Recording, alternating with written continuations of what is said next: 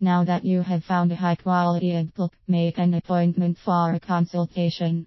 When you make an appointment to see your egg book, try to make it at a time when you can bring a support person with you. You will be exhausted, sleep deprived, emotional, and stressed. It will help you to have a second set of ears to listen to what the egg book is saying.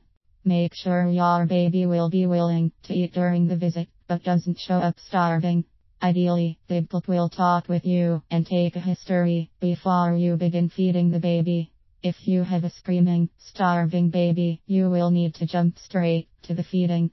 This isn't the worst thing ever, but it leaves a lot less time for the book to build rapport with you. She may have you fill out an intake form before you come into her office, or she may ask you questions during the visit.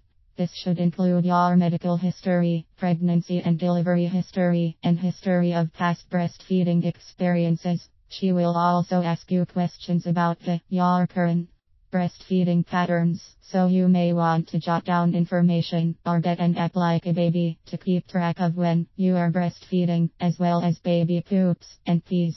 If the baby doesn't have to eat immediately, she should sit and talk to you before you start breastfeeding. Hopefully you have built a rapport with her before you whip out your boob. Next, she should physically assess the baby. After she has washed her hands, she should feel your baby's mouth with a gloved finger.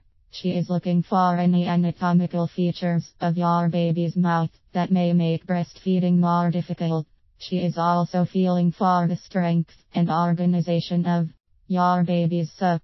She then will weigh your baby naked on her scale. She will record the baby's naked weight. Then she will put a diaper back on your baby and weigh him in grams. She should have a scale that is sensitive to 2 grams so that she can measure your baby's milk transfer after he breastfeeds. Next, she will observe a breastfeeding session. Every lactation consultant has a different style when she does this. I like to first simply observe how a woman is nursing her baby at home. I don't change anything yet.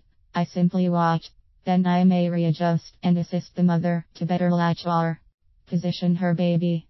All throughout the visit, the lactation consultant should observe and make adjustments. She should weigh the baby again after breastfeeding is completed.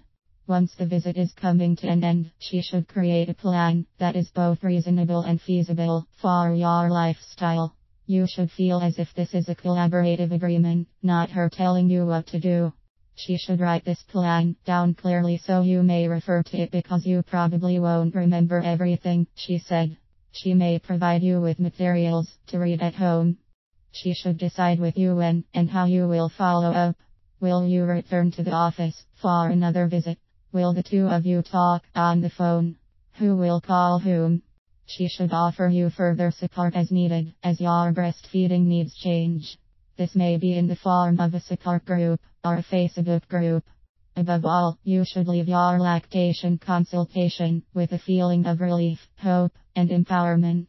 You shouldn't expect to feel fixed, but you should feel like you have a clear, feasible plan to follow for a defined period of time.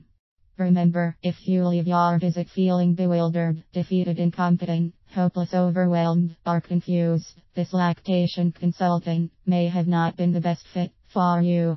Don't give up. Look for another consultant if necessary, attend a support group, or reach out for help from women you know who have breastfed. Keep looking for that awesome book who will help you make breastfeeding work.